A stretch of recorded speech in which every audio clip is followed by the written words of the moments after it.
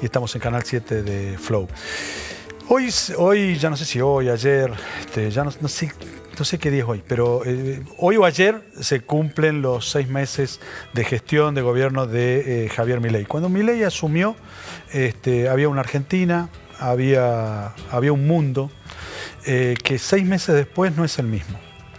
No es el mismo panorama internacional, no es el mismo panorama económico y no es la misma situación central que vive hoy la política de nuestro país.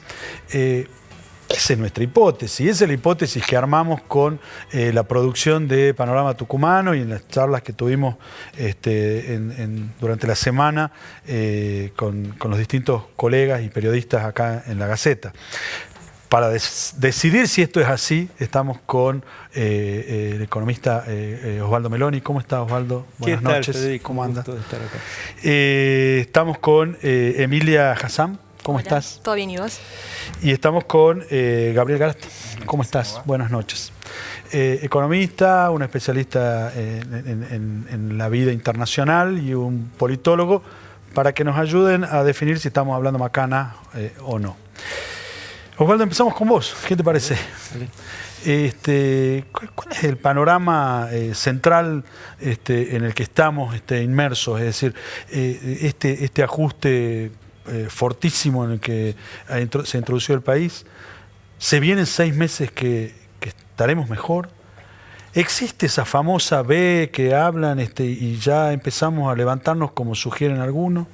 Recién estaba dando vueltas por la redacción y me decía Roberto Delgado que iba a titular el diario, o iba a ir un título en tapa en la versión papel, que Caputo dice que hay un nuevo arreglo con el FMI, que habría un desembolso del FMI.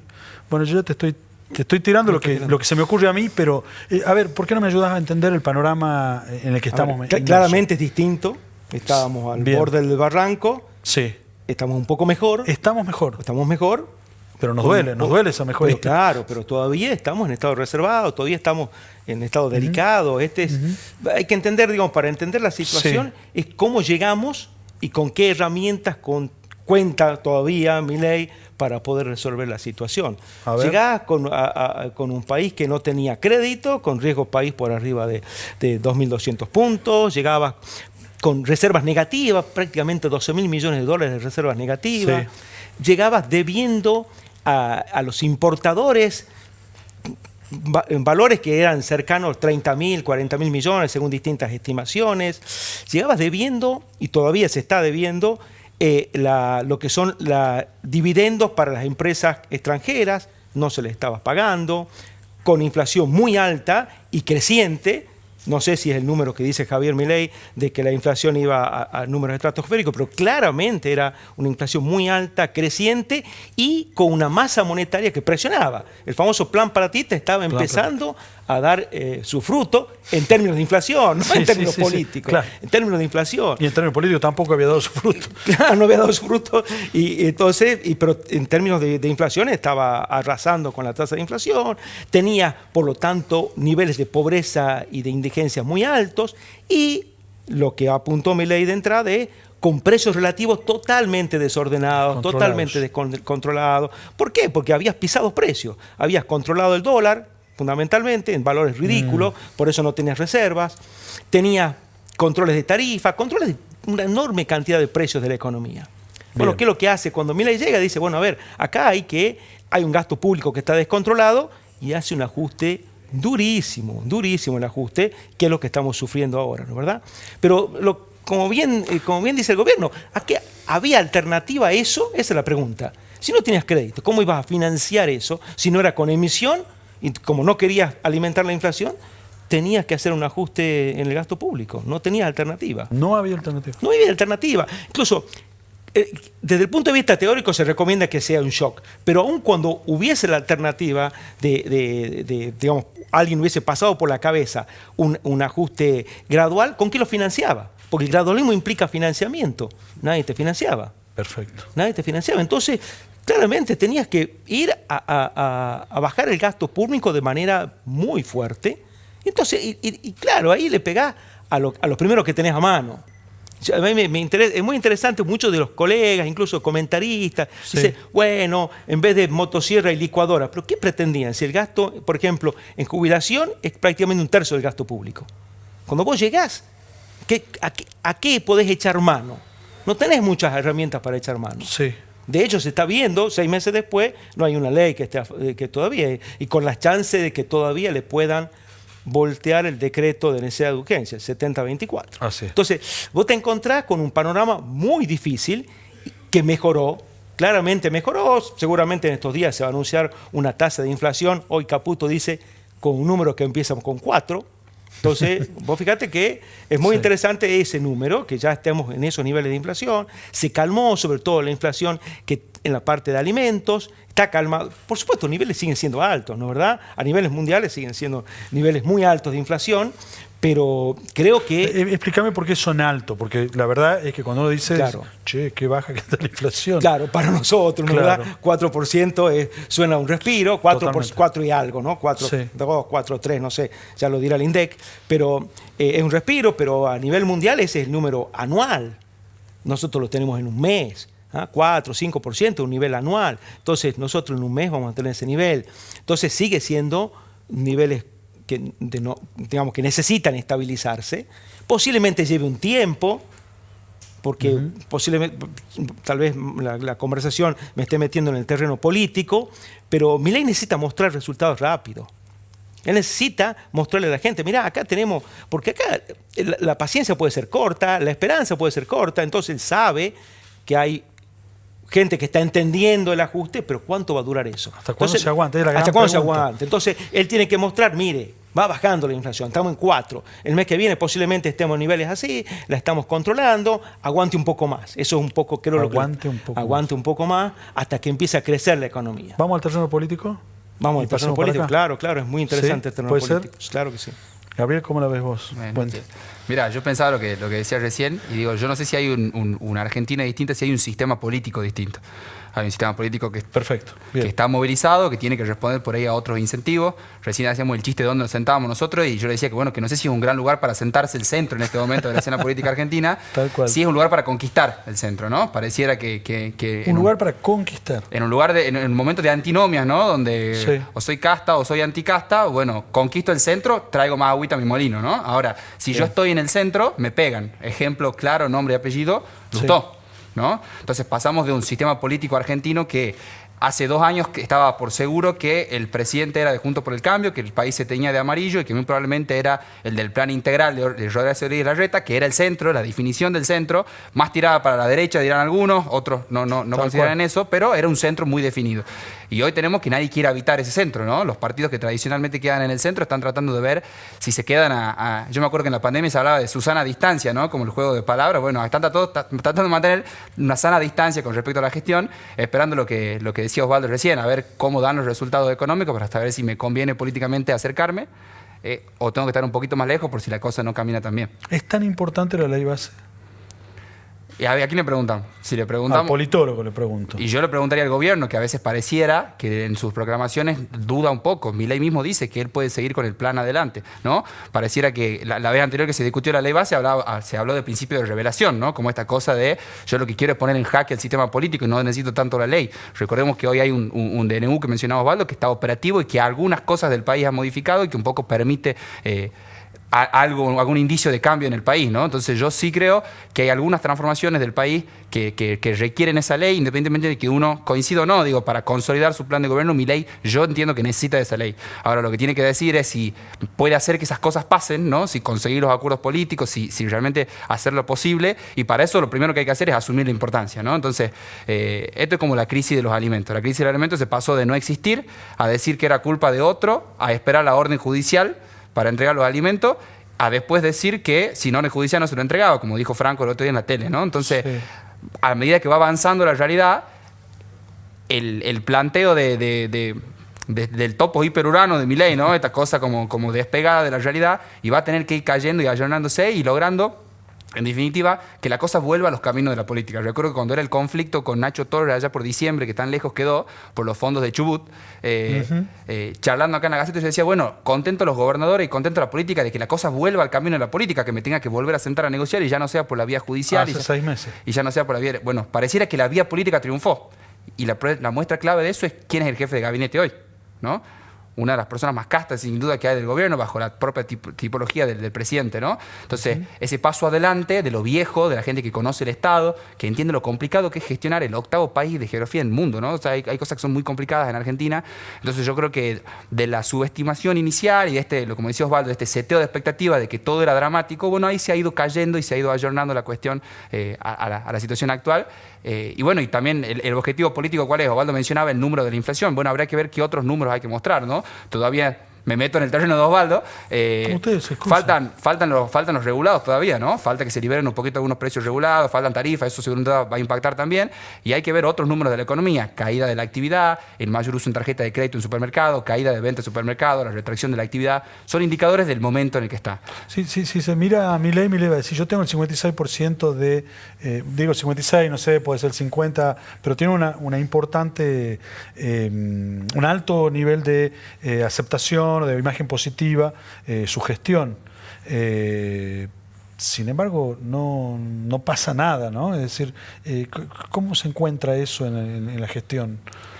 Yo creo que primero tenemos una gran duda ahí si realmente las últimas encuestas que salieron este fin de semana, una consultora, por ejemplo, Subán Córdoba, a ver si entró el cachetazo, como se dice, de la gestión de capital humano, ¿no? Entonces, por ahí hay algunas cuestiones de la imagen de Milei que parecieran empezar a caer. La realidad es que uno puede construir el relato, puede construir el mito de gobierno con la idea de lucha contra la casta, pero sin duda, si nosotros pensamos cuáles son los objetivos principales por los cuales la gente votó a Milei, hablamos de la lucha contra la inflación y sin duda después esta idea de el cambio del sistema político contra la casta, que en las últimas encuestas se está resumiendo con una palabra que es la palabra corrupción.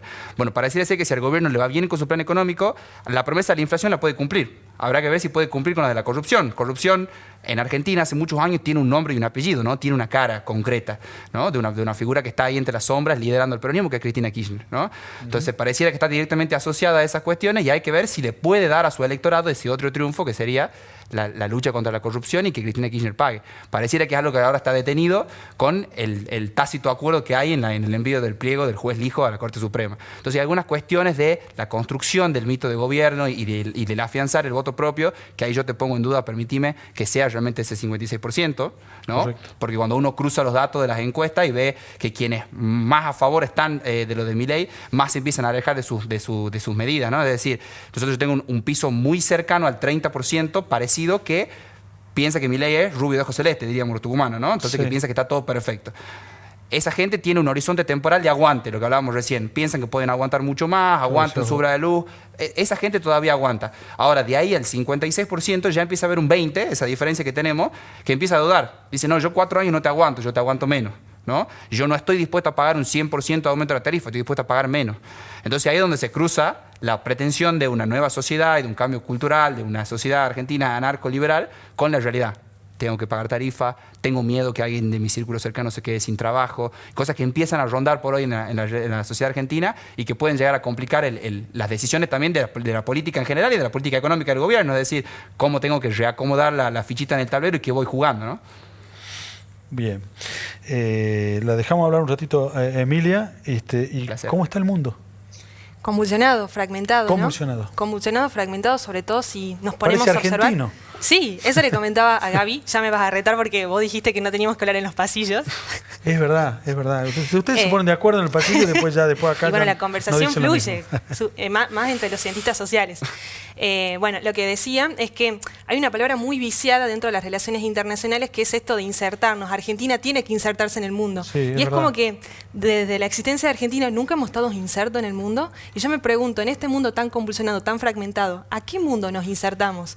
Cuando Europa, el ascenso de la derecha nos dice no queremos saber nada con los de afuera, no queremos saber nada con los inmigrantes, y Milei festeja el triunfo de la derecha en Europa en consonancia con el discurso tal vez de Giorgia Meloni, con Le Pen, con Vox, pero eso es lo que pasó el domingo pasado. Exactamente, si nos situamos en las elecciones del domingo pasado, incluso podemos ver como decía Cristina Kirchner, las elecciones de tercio. Bueno, Europa también padece las elecciones de tercio, porque incluso Giorgia Meloni, que fue la gran ganadora, hago un paréntesis acá, que es la euroscéptica. ¿Qué es ser euroscéptica? Es la desconfianza hacia las instituciones de la Unión Europea. A la Comunidad Europea. Y en contrario a esto, ella termina siendo como la gran baluarte o la gran encarnación de la Unión Europea, porque fue la que tejió las alianzas dentro del bloque europeo. Por ejemplo, te decía, Giorgia Meloni sacó el 30% en Italia. Después tenés Marine Le Pen, que sacó el 30%. No es pariente de Osvaldo. No, le consulté antes de empezar y me dijo que no tiene nada que ver. Marine Le Pen sacó el 30% y en segundo lugar salió Macron, obviamente muy golpeado. Y después tenés países como Austria y Hungría, que también la derecha salió ganadora. Bueno, en otros países como Bélgica también. Bueno, ¿Y qué nos dice todo eso? Bueno, yo creo que obedece a varios factores. O sea, ¿habla de una ruptura o algo así de la Comunidad Europea? ¿Podría haber? Yo no creo que se canalice por la vía del Brexit, de que los estados tomen la decisión de abandonar la Comunidad Europea. Expliquemos a los televidentes qué se jugaba este domingo. La gente tenía que ir a votar, los integrantes del Parlamento Europeo. Exacto. Se votaban 720 escaños. El voto es directo y cada país tenía que elegir mínimamente entre 6 y el máximo 96, dependiendo del tamaño de cada país. De su población. Claro. Los países que más representantes tenían que elegir eran España, Francia, Italia y Alemania. Bien. Bueno, en estos países la derecha salió muy consolidada. Eso es lo que festeja Milei. Exactamente. ¿Qué discurso, qué interpretación, qué lectura podemos hacer de esto? Bueno, hay algo parecido con Argentina y hay algo diferente con Argentina. Nosotros, cuando hablamos de derecha, hablamos de derechas en plural, porque cada una tiene sus matices, tienen su contexto, son relacionales dependiendo del contexto económico y social. Hay algo que atravesó a toda la humanidad, el COVID. Bien. Ahí se puso en jaque los límites del Estado, hasta dónde puede llegar el Estado y cuáles son los servicios que el Estado debe brindar. También puso en jaque cómo vivimos nosotros actualmente la desigualdad social. Hay un sociólogo francés que se llama François Dubet. Él dice que anteriormente en las sociedades industriales las desigualdades sociales se vivían colectivamente. Clase alta, clase media, clase baja. Sí. Ahora las clases sociales están tan fragmentadas que el individuo ya no la vive colectivamente. La vive a partir de la competencia individual. Es decir, lo canaliza por vía de la frustración. Interpares, digamos. Exactamente. Por ejemplo, el vecino tiene empleo registrado, tiene empleo privado, yo estoy en negro, pertenezco al sector informal y por lo tanto no tengo aguinaldo, no tengo derechos por los cuales reclamar, no tengo pensión, no tengo jubilación. Sí. Entonces, eso genera una frustración y, por ejemplo, específicamente es interesante ver cómo dialogan las derechas. Acá en Argentina, esa frustración que ya lleva años acá en nuestro país, desde el 2011, fruto del estancamiento económico, y eso repercute en los servicios públicos que da el Estado en materia de salud, en materia social, en materia educativa. La gente dice, tenemos que buscar un chivo expiatorio. Los políticos son los grandes administradores de la frustración, si se quiere. Ahí va la definición para la Gaceta. En este caso... hace todo el trabajo. De nada. Gracias. Acá, especialmente en Argentina, ¿quién tenía la culpa? ¿Quién tenía la responsabilidad? También pregunta. La casta. La casta. Claro. En Europa, cuando nosotros decimos las derechas, ahí no era la casta, o tal vez la casta tiene otro nombre. La casta es las instituciones de la Unión Europea que lo ven como instituciones alejadas de la vida cotidiana, que no legislan sobre el individuo, sino que legislan sobre lo abstracto, sobre la política migratoria, sobre la ecología, sobre la política agrícola, pero que terminan repercutiendo. Por ejemplo, Marine Le Pen es una candidata que, si bien ella no se postulaba a las elecciones del Parlamento Europeo, sí su sobrino político, Jordan Balestra, tiene un discurso muy xenófobo, muy racista con respecto a la inmigración. Y hay un drama que vive Europa que relaciona el Islam con terrorismo o la inmigración con la inseguridad. Y eso se nota palpablemente en los discursos en que los europeos deciden apoyar o seguir cuando deciden darle crédito a la derecha. Queremos políticas de inmigración más restrictivas. No queremos que el que viene de afuera reciba los subsidios del Estado. Y también te añado otro componente, el componente geopolítico. Estamos frente a una guerra con... Eso, claro, cuando vos preguntaste, pensé en la guerra, no en el COVID, pero... Claro, también, ahí corregime vos, Federico. No, por favor, no. Bueno, geopolíticamente hablando, Europa se encuentra, si bien no en una guerra directa, abierta contra Rusia, pero sí apoya mandando armamento por vía OTAN hacia Ucrania. Claro. Objetivamente, en la mente de la gente, están en guerra con Rusia, pero ellos dicen, queremos que el Estado financie el combustible, queremos que el Estado financie los hospitales, queremos que el Estado siga presente. Sin embargo, frente al achique o al ajuste que tiene que hacer el Estado para mandar armas, el sistema público entra en erosión. Correcto. Y, por ejemplo, te cito específicamente porque hoy justamente estaba hablando con un ciudadano de Francia. Él me comentaba cómo funcionaba esta dinámica en Francia, en el norte. Históricamente el norte de Francia, en la frontera con Bélgica, fue comunista. Y ahora el norte de Francia se volvió de extrema derecha. Mirá vos. Sí.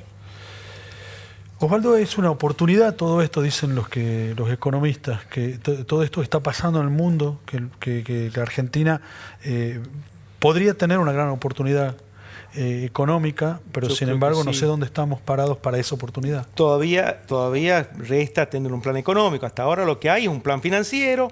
Se logró como te digo, algún tipo de estabilización en los precios. Todavía falta, como bien decía hace rato Gabriel, todo el tema de tarifa. Hay una cantidad de precios que están todavía controlados. Tenés que ver cómo vas a trabajar con esto de los dividendos. Tenés que ver básicamente cómo va a sacar impuestos que son tremendamente nocivos.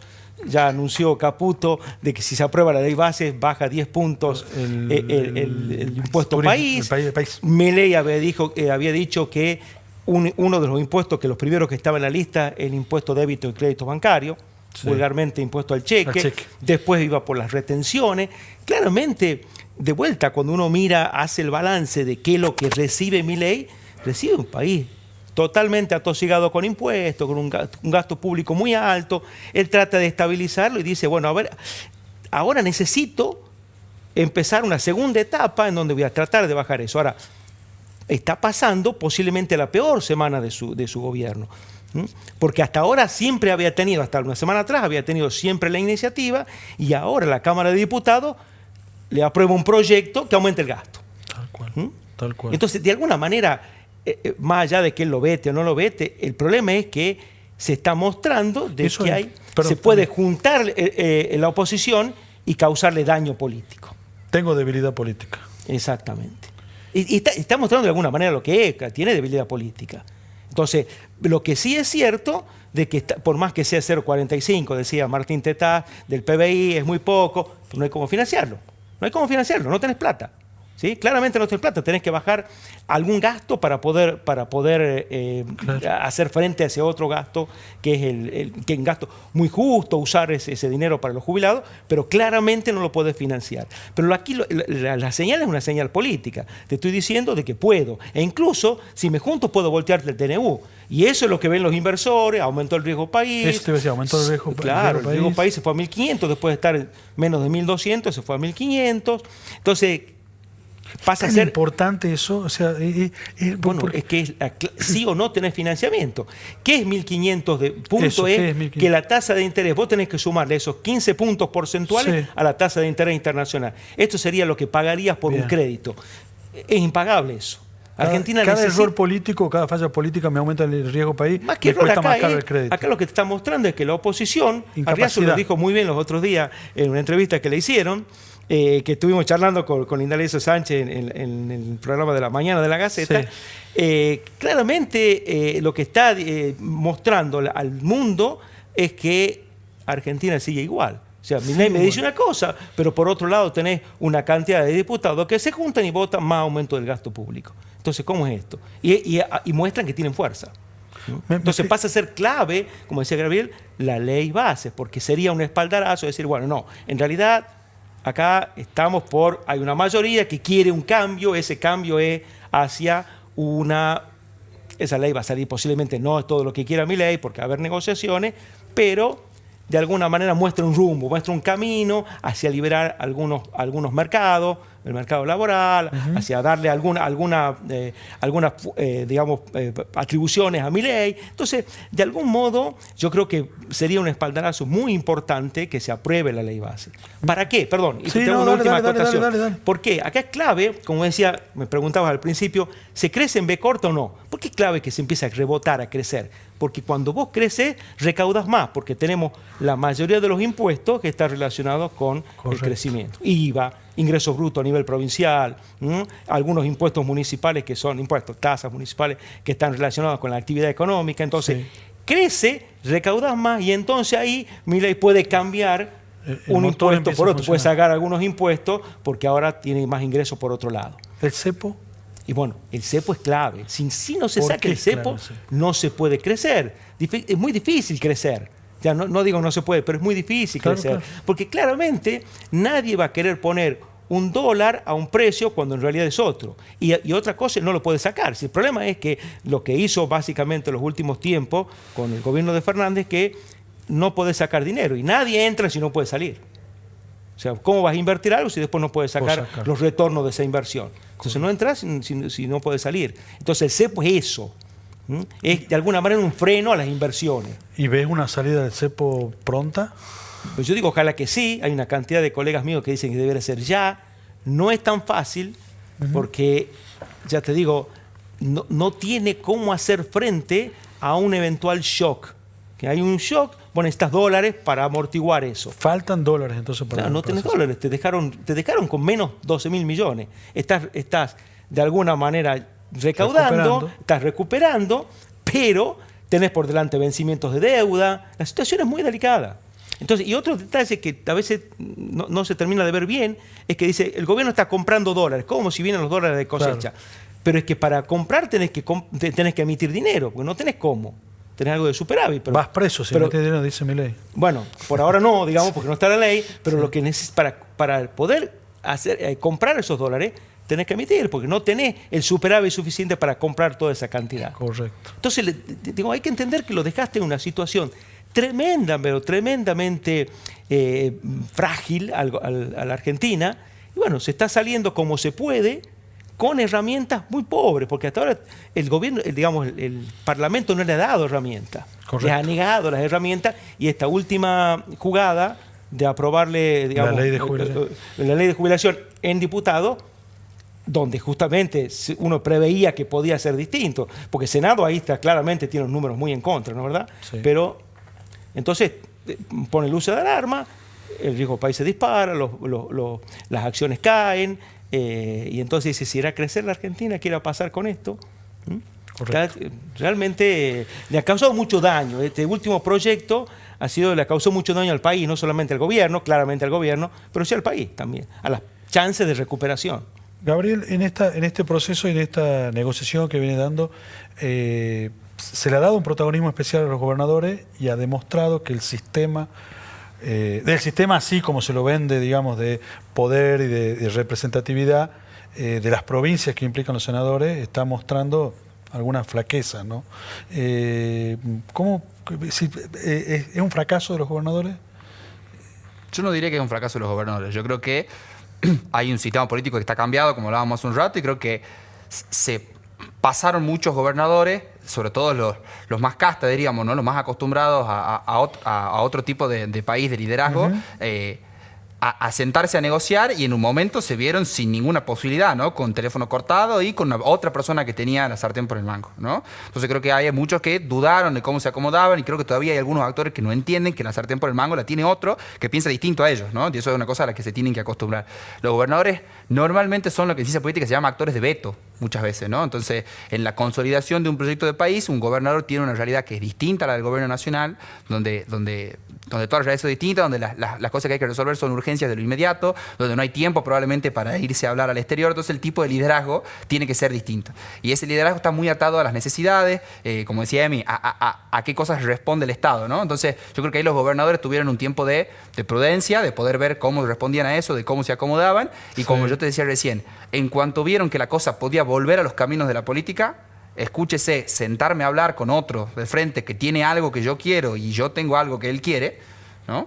Entonces, esa cosa llamada la rosca, que diríamos todos, ¿no? Entonces, bueno, se pasó de quebrar el sistema político entero bajo la propuesta de Milei a solamente ver la rosca como una fractura expuesta del sistema, ¿no? Es decir, esto que había, que siempre se dio bajo las sombras, bueno, que se dé a la luz del día, ¿no? Entonces ahí un poco también Milei, con la sartén por el mango, propone ese juego para que al menos los pedidos y las cosas que se hacían estén encausados en una dirección que al gobierno nacional le convenga. Ahí es donde saca ventaja de la posición inicial Milei. Ahora, cuando las cosas vuelven al camino de la política y vuelven a los intereses personales, a los proyectos personales, a que un senador responde y al otro no responde, cuando volvemos a escuchar esa lógica, ya nos olvidamos que se quebraba el sistema político completo, nos olvidamos que la casta no tenía más poder, nos olvidamos de todo eso porque es lo que prima hoy. Ahora, cómo sale el gobierno fortalecido de esta situación es distinto. Digo, ahora, si el gobierno realmente consigue esa ley, ahí hay un proceso de cambio, un proceso de consolidación de un proyecto de país que va a ir de la mano de las miras de las elecciones de 2025. Es decir, una cosa es proyectarte para 2025 siendo oficialismo nacional con ley bases y con herramientas para construir tu modelo de país, tu modelo de gestión, tu mito y poder, sí, ahí tener tiempo para salir por las provincias con más espalda a hacer los armados locales, y otra cosa es no tenerlo, ¿no? Entonces todo eso es lo que se está jugando hoy. Yo creo que no hay tanta pérdida de los gobernadores, sí hay ganancias para quienes apostaron primero, ¿no? El caso puntual lo tenemos acá en la provincia. ¿Sí? ¿Hay ganancias? Yo creo que sí hay ganancias. Ahora, siempre y cuando no se dé el fracaso del gobierno político, lo que decimos recién, ¿no? Por eso algunos eligen mantener un poquito más de distancia. Entonces, al mismo tiempo que no hay plata, hay 120.000 millones para el primero que me armó un bloque por aparte y me dio votos en diputados. Entonces eso también forma parte de la negociación y esos tira y afloje, que más allá de cualquier enojo o cuestión partidaria que pueda haber con las personas que toman ese tipo de decisiones, hay una necesidad concreta que era de traer recursos para seguir gestionando, y bueno, a eso se tuvieron que acomodar los gobernadores. Emilia, las elecciones de los Estados Unidos, ¿cómo puede incidir acá?